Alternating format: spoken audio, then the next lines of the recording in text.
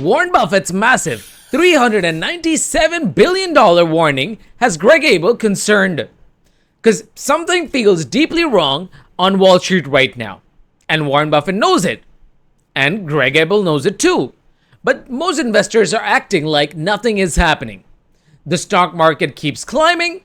The S&P 500 keeps pushing towards all-time high, currently at $7,400. AI stocks keep exploding higher. Financial influencers keep streaming about opportunity. And retail investors keep piling into the market, as if no longer risks are involved. But behind the scenes, the smartest money in the world is quietly doing the exact opposite. Selling, holding cash, and waiting. And honestly, that should terrify you. Because Berkshire Hathaway is now sitting on nearly $397 billion in cash and treasury bills. Let the number sink in for a second. Almost $400 billion. Not buying stocks, not chasing the AI hype, not deploying massive capital into this historic bull market, just sitting there, waiting. And this one isn't some random hedge fund manager making emotional predictions. We're talking about Warren Buffett here, the greatest long-time investor in modern history. A man who built his fortune by putting money to work in incredible businesses. And he did it for decades, and yet suddenly he and Greg Abel, who is his current successor, appear deeply uncomfortable with the current market. And when people like Buffett becomes cautious, you should pay attention. Because Buffett has seen this exact psychology before. He saw it during the dot-com bubble, he saw it during the housing collapse, and he saw it before the financial panic spread across the global market. And now once again, the warning signs are everywhere. But almost nobody wants to hear them. Because bubbles are dangerous for one simple reason. They feel amazing when they're inflating. Which brings us to our first point. The market looks healthy, but underneath it's cracking. So right now, if you watch the headlines, it says the economy appears strong. The market's near all-time high. Technology is booming. AI is revolutionizing industries. And investors become increasingly optimistic again. But underneath the surface, the foundation looks fragile. Credit card debt is exploding. Consumers are struggling with higher costs. Housing affordability is collapsing. And commercial real estate is quietly deteriorating. As layoffs continue to spread across industries, saving rates are shrinking. And millions of Americans are relying on just debt, just to maintain normal life.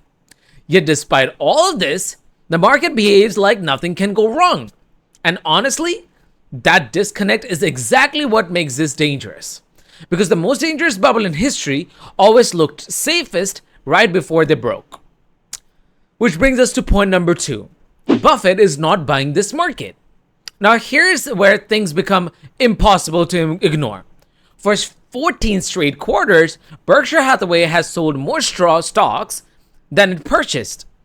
That's not random portfolio rebalancing. That's not a minor caution. That's strategic positioning. And during this same period, Berkshire Hathaway's cash pile has exploded from around $106 billion to nearly $397 billion in just under 4 years. That increase is staggering. And think about what this actually means psychologically. Warren Buffett, a man who is famous for aggressively buying incredible businesses, would rather earn modest treasury yields than put hundreds of billions into the current stock market. And that should immediately raise some alarm bells. Because Warren Buffett doesn't hate investing.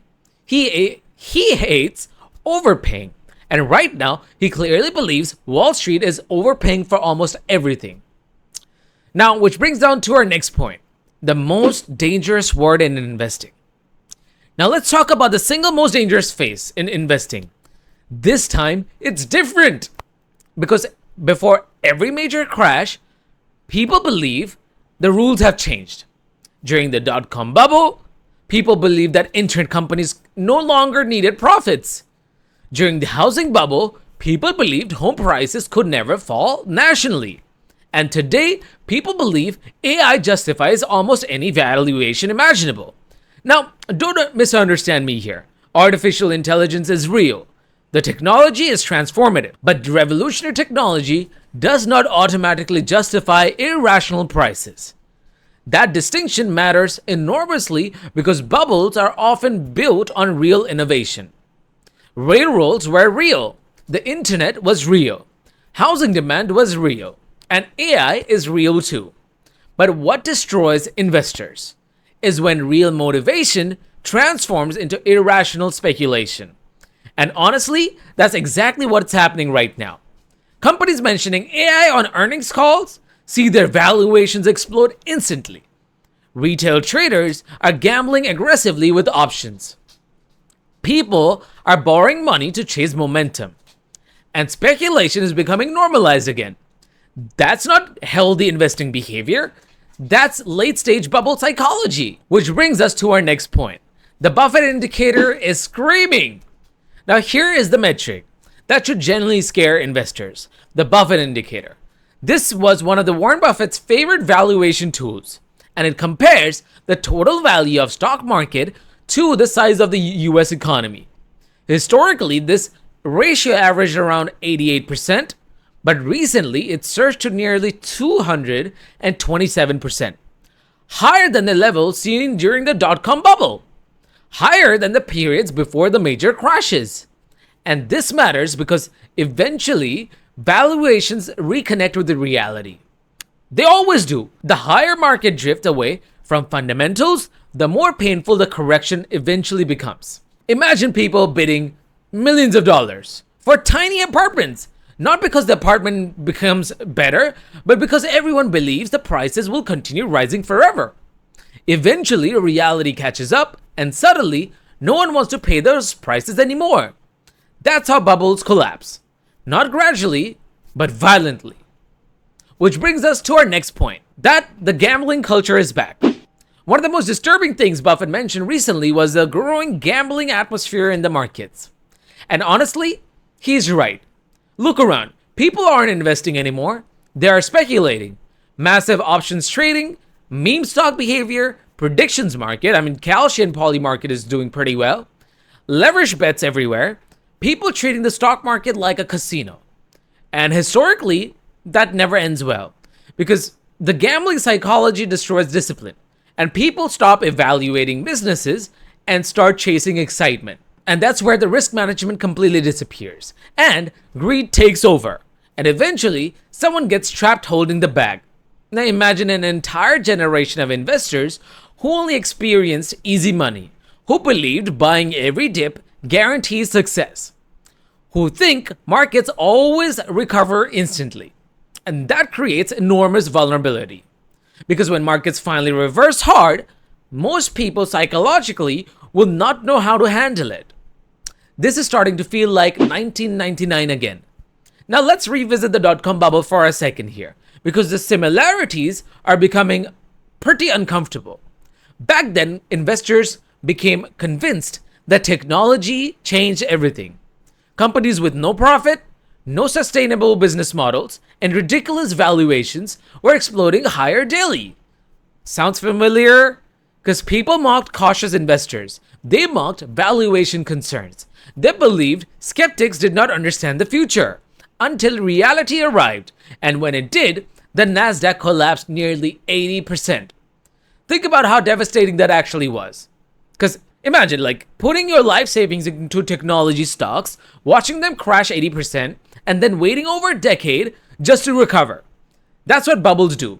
They create emotional euphoria first, then financial devastation later. And honestly, today's AI mania is beginning to carry similar psychological patterns again.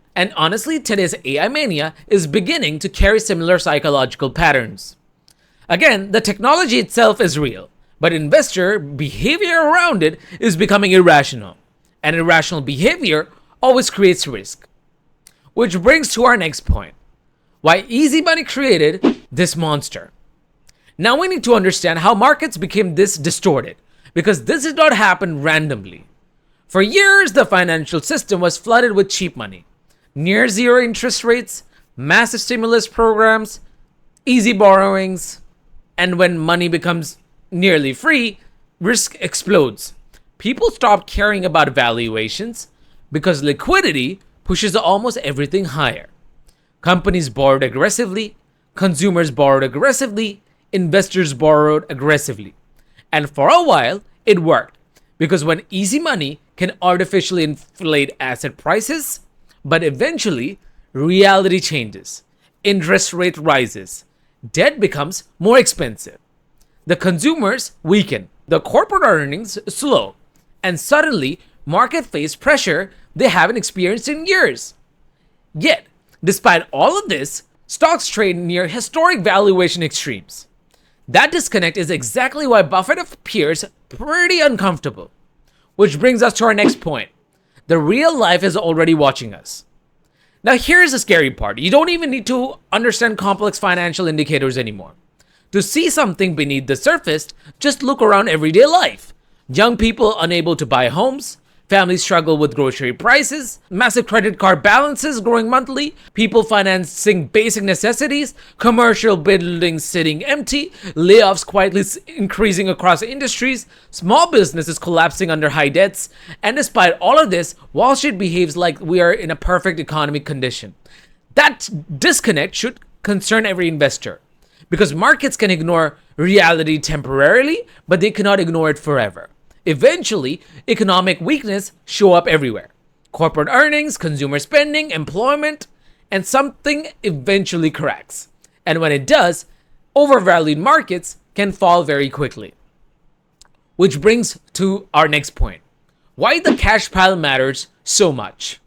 Now let's return to Berkshire Hathaway's massive cash reserve, because this is where people completely misunderstand Buffett.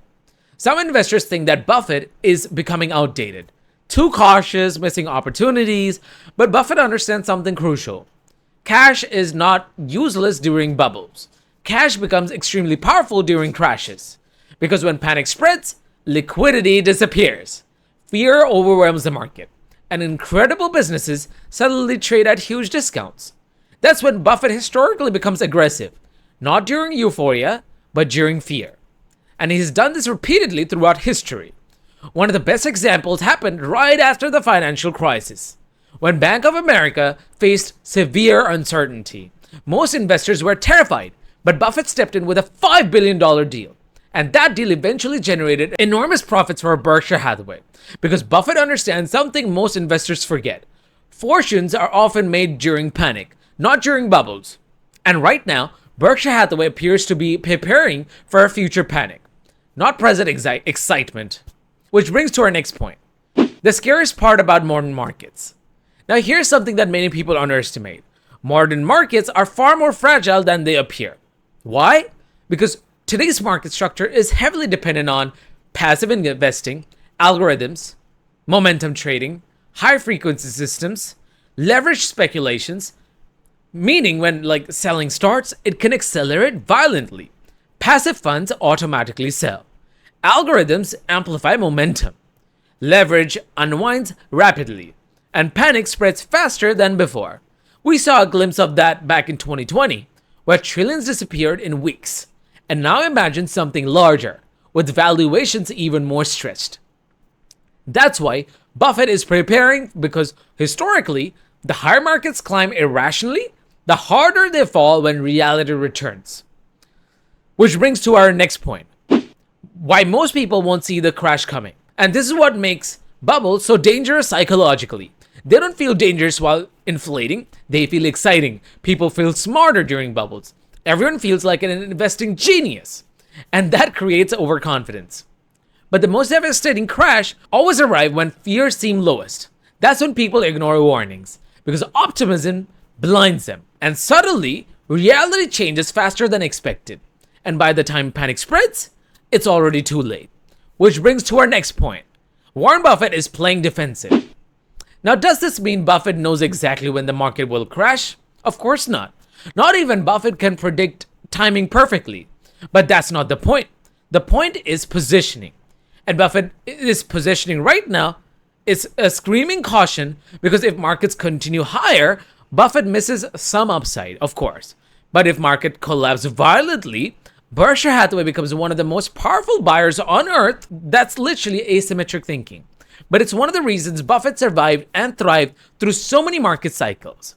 He prioritizes survival first, opportunity second. And most investors today are doing the exact opposite. What happens if the bubble finally pops? Now let's imagine the scenario that no one wants to think about. What happens if the market finally breaks? Imagine AI growth slows down, corporate earnings disappoint, consumer weaken further, and suddenly investors realize that stocks were priced for perfection. That's when psychology shifts violently. Greed turns into fear. Momentum reverses, and people rush for exits simultaneously. Now remember, modern markets move faster than ever before, which means corrections can become extremely violent, especially when leverage is everywhere. And if that happens, Berkshire Hathaway's cash pile suddenly becomes terrifyingly powerful. Because while others panic, Buffett and Greg Abel will likely start buying aggressively, the same way Buffett has always done during crisis. Which brings down to my final thought. So what is Warren Buffett's real warning here? It's not just about the $397 billion in cash, it's about what the cash represents, which is caution and patience, and concern about the valuation extremes. Because the smartest investor in the world are behaving pretty defensively right now. And at the exact moment, most people are becoming aggressive. And historically, that rarely ends well. Now, maybe the markets continue rising higher for a little while longer. That's possible. Bubbles can always inflate further than expected. But eventually, every cycle changes. Every bubble reconnects with reality. And when that moment finally arrives, Buffett and Greg Abel will likely be prepared. So the real question is, will everyone else be?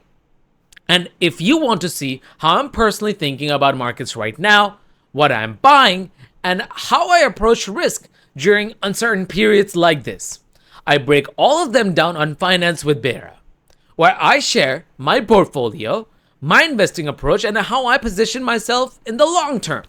Because surviving the market cycles matters far more than blindly chasing hype. And most people only realize that after the damage is already done.